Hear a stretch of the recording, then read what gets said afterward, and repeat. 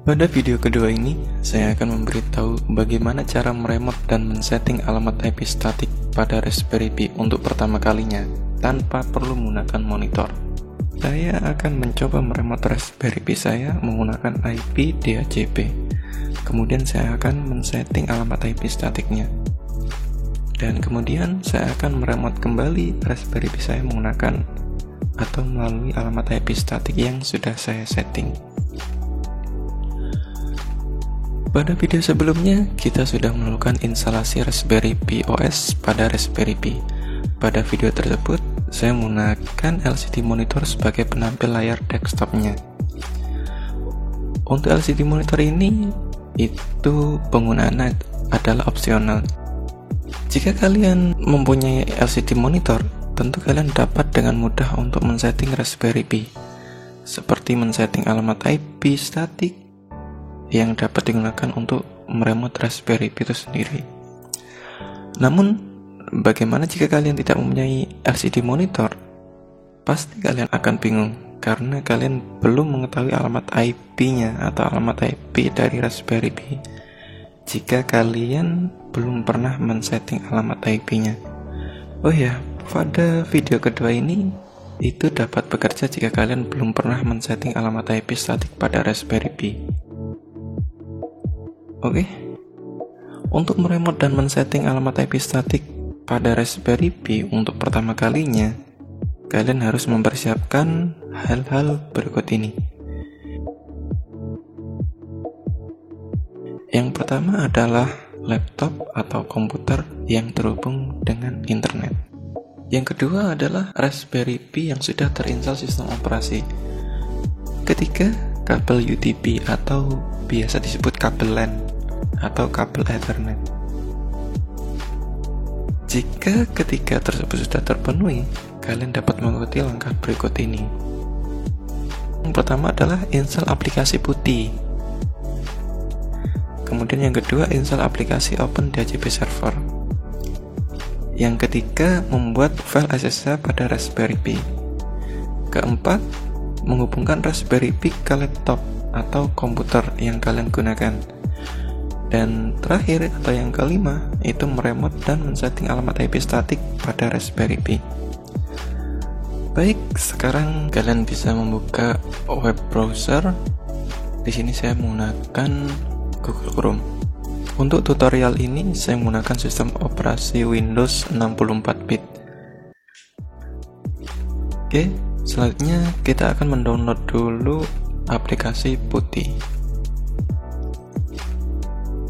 Untuk linknya sudah saya sediakan di deskripsi. Tampilannya seperti ini ya. Kemudian kalian klik here.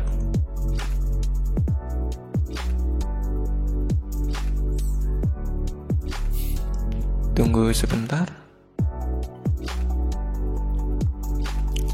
Nah, akan muncul seperti ini. Jadi ada dua versi ya. Untuk putihnya sendiri itu ada 32 bit sama 64 bit. Berhubung laptop saya bersistem operasi Windows 10 64 bit, jadi saya mendownload versi 64 bit. Jadi sesuaikan dengan kebutuhan masing-masing.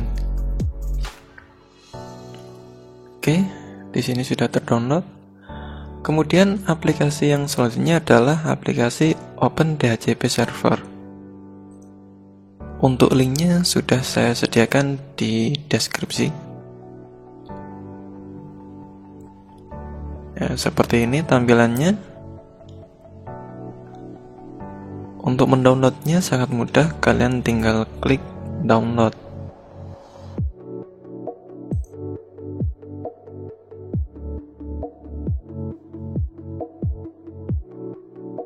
Ke folder downloadannya, atau bisa di sini ya, atau bisa di sini ya. Kalian klik panah ke atas ini, kemudian show in folder. Nah, di sini kita langsung diarahkan ke lokasi file yang sudah kita download. Kemudian yang pertama kita akan menginstal aplikasi putihnya terlebih dahulu. Caranya kalian bisa klik 2 kali atau klik kanan, open. Kalau open tidak ada, bisa klik kanan, install.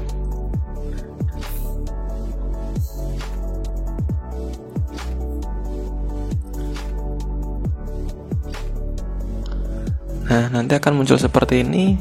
Nah, ini kalian pilih round.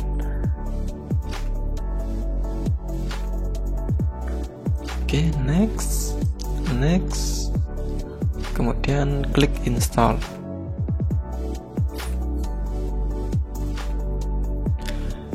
Nah, jika kalian bingung untuk menginstal putih, saya sudah membuat tutorialnya pada blog saya. Linknya nanti saya sediakan di deskripsi juga. Kemudian klik finish. Oke, sekarang kita buka dulu aplikasi putihnya.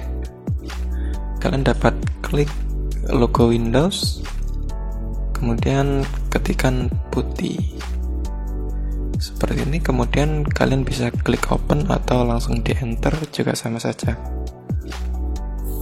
Oke, seperti ini ya tampilannya. Nah, kemudian kita akan menginstal OpenDHCP Server. Untuk putihnya kita abaikan dulu, biarkan saja. Nah, sekarang kita klik OpenDHCP Server. Kalian bisa klik kanan, open,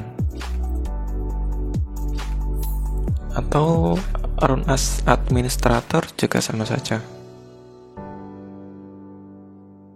Nah, muncul seperti ini, kalian klik yes.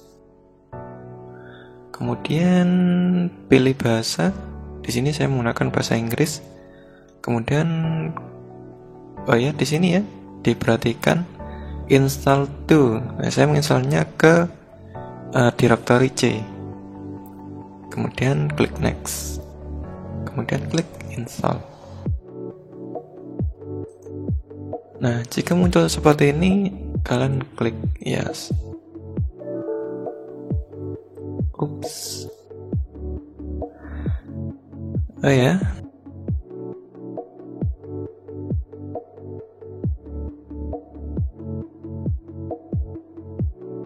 Mungkin terjadi bentrok. Oke, tidak masalah. Jika kalian memiliki kendala yang sama seperti yang tadi ini, kalian bisa mengikuti ini.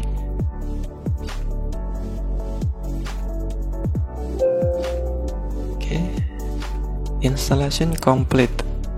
Kalian bisa klik finish. Kemudian selanjutnya kita akan file SSH pada Raspberry Pi. Silakan SD card yang ada di Raspberry Pi yang sudah ada sistem operasinya kalian lepas, kemudian hubungkan ke laptop. Oke, di sini sudah terdeteksi.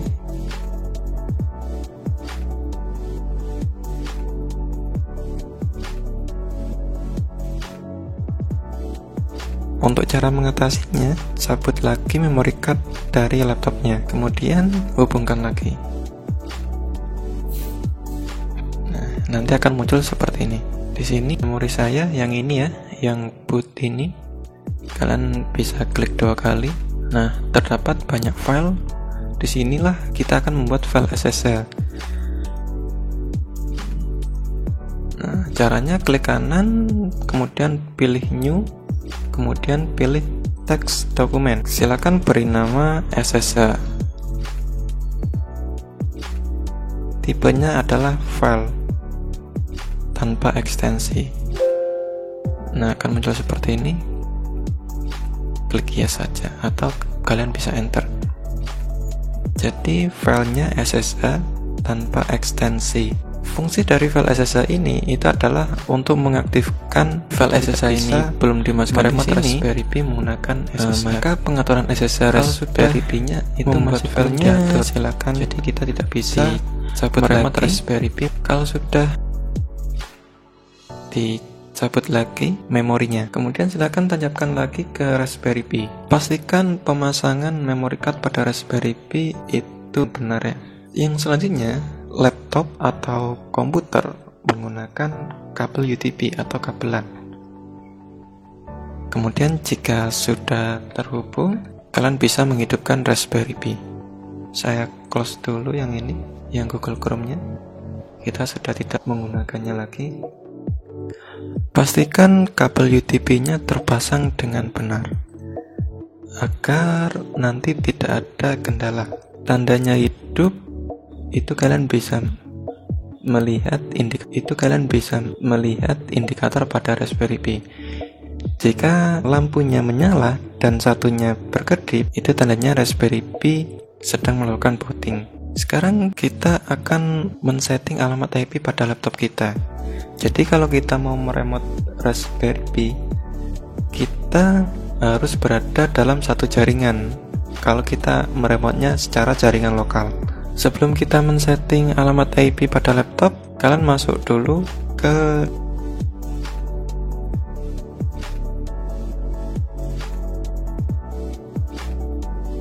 diinstal, itu berada di C ya. Nah, di sini saya menginstalnya ada di luar, di sini ya. Ada Open DHCP Server. Jika kalian pada waktu penginstalannya itu bertempat di lokasi lain, itu kalian ingat-ingat pada waktu kalian melakukan proses instalasi Open DHCP Server yang tadi. Kalian dapat klik 2 kali, maka akan terdapat file-file seperti ini. Kemudian kalian klik Open DHCP Server.ini. Nah ini ya. Kalian bisa klik 2 kali atau klik kanan open.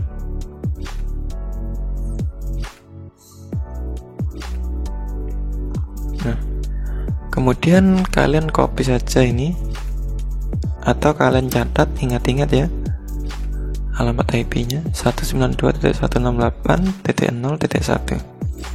Oke, sekarang kita akan men-setting alamat IP pada laptop kita. Caranya kalian klik logo Windows, kemudian kalian klik setting, kemudian klik network and internet, kemudian geser ke bawah, klik change adapter option. Oke, kemudian pilih Ethernet, kalian bisa klik 2 kali, kemudian klik Properties, kemudian klik 2 kali pada IPv4. Oke, seperti ini. Yang aslinya seperti ini ya. Kalian klik use the following IP address. Nah, di sini kita memasukkan alamat IP yang tadi. Itu 192.168.0.1. Nah, berhubung 1 ini adalah gateway, jadi kita pilih 2. Oke, seperti ini ya. Jadi 192.168.0.2. Oke, ini sudah muncul.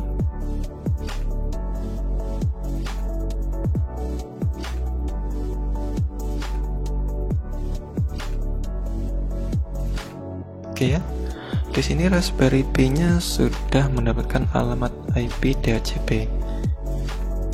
Untuk alamat IP dari Raspberry Pi-nya itu adalah ini, yaitu 192.168.0.1. Nah, kalian bisa catat atau kalian bisa ingat-ingat ya. Sekarang kita akan meremote Raspberry Pi kita menggunakan PuTTY. Sekarang kita buka aplikasi PuTTY. Ini kalian bisa minimize dulu, bisa minimize semuanya ya, ini di close saja. Oke, 192.168.0.1. Oke, di sini ada hostname or IP address. Nah, kalian bisa isikan ya sesuai dengan alamat IP yang tadi. Jadi munculnya alamat IP ini mungkin saja berbeda pada laptop. di sini Raspberry Pi-nya sudah mendapatkan alamat IP DHCP. Untuk alamat IP dari Raspberry Pi-nya itu adalah ini, yaitu 192.168.0.1. Nah, kalian bisa catat atau kalian bisa ingat-ingat ya. Sekarang kita akan meremote Raspberry Pi kita menggunakan PuTTY. Sekarang kita buka aplikasi PuTTY. Ini kalian bisa minimize dulu, bisa minimize semuanya. Ini di close saja. Oke. 192.168.0.1. Oke. Di sini ada hostname or IP address. Nah, kalian bisa isikan ya sesuai dengan alamat IP yang tadi. Jadi munculnya alamat IP ini mungkin saja berbeda pada laptop kalian. Kalau di laptop saya itu alamat IP-nya ini 192.168.0.1. Kalau sudah portnya port SSH ya, dua portnya, centang SSH ini, kemudian klik open, maka akan muncul seperti ini. Kalian dapat mengeklik yes. Oke. Untuk loginnya jika kalian baru menginstal Raspberry Pi dan kalian belum men-setting username passwordnya, itu username defaultnya adalah Pi, kemudian passwordnya Raspberry. Nanti saya akan cantumkan di deskripsi.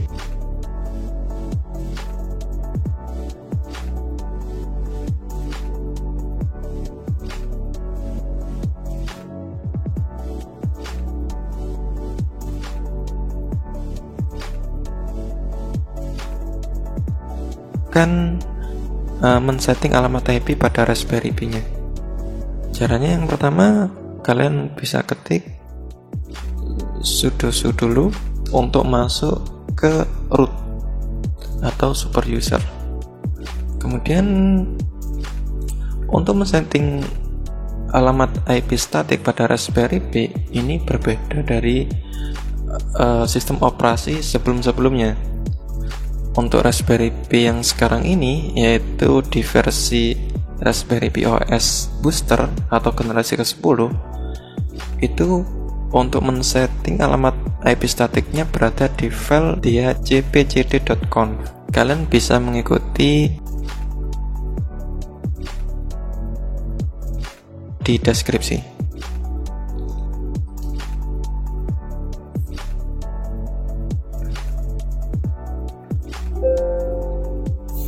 Ini ya.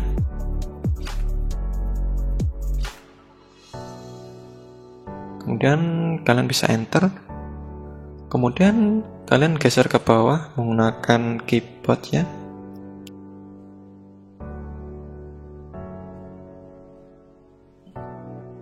Kalian bisa geser ke paling bawah.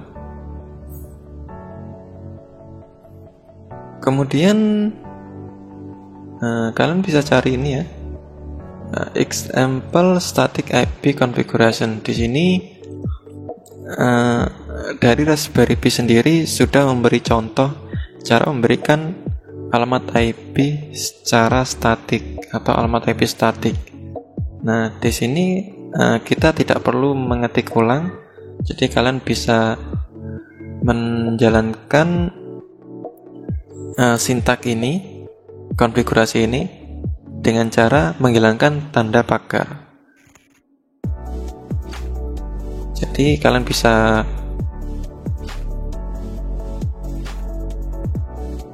samakan saja dengan punyanya saya. Oke. Saya akan memberikan alamat IP pada Raspberry Pi saya, yaitu 192.168.1.56/24 atau /24. /24 ini itu adalah netmask, alamat IP kelas C. Kemudian yang ini kalian bisa hapus saja.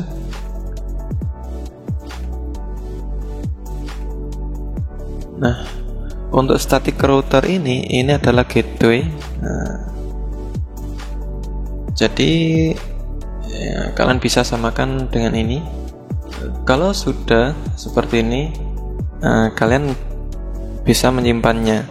Untuk menyimpan konfigurasi ini, itu kalian dapat tekan Ctrl X, kemudian tekan Y, kemudian Enter. Nah, setelah ini apa yang kita lakukan? Kita akan mereboot Raspberry Pi kita. Caranya dengan kalian jalankan perintah reboot.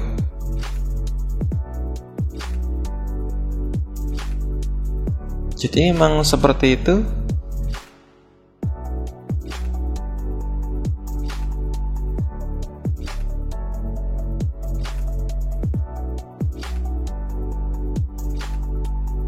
Menghubungkan lagi ke Raspberry Pi, kalian dapat klik di sini, kemudian kalian dapat memilih New Session.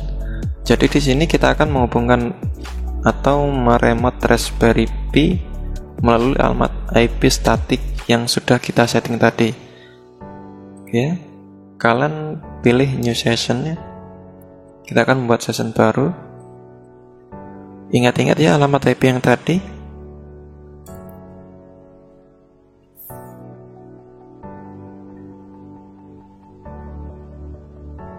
1.56. Oke.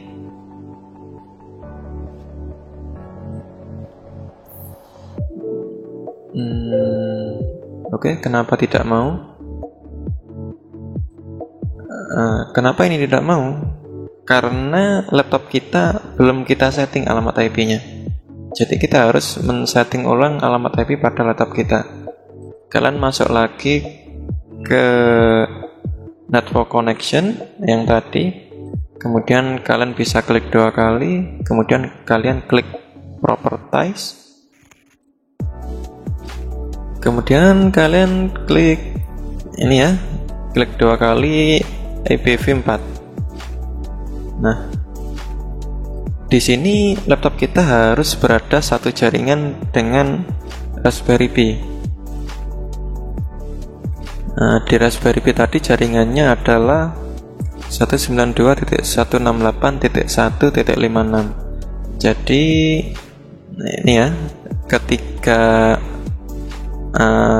masing-masing ini itu harus sama, kecuali angka yang keempat ini.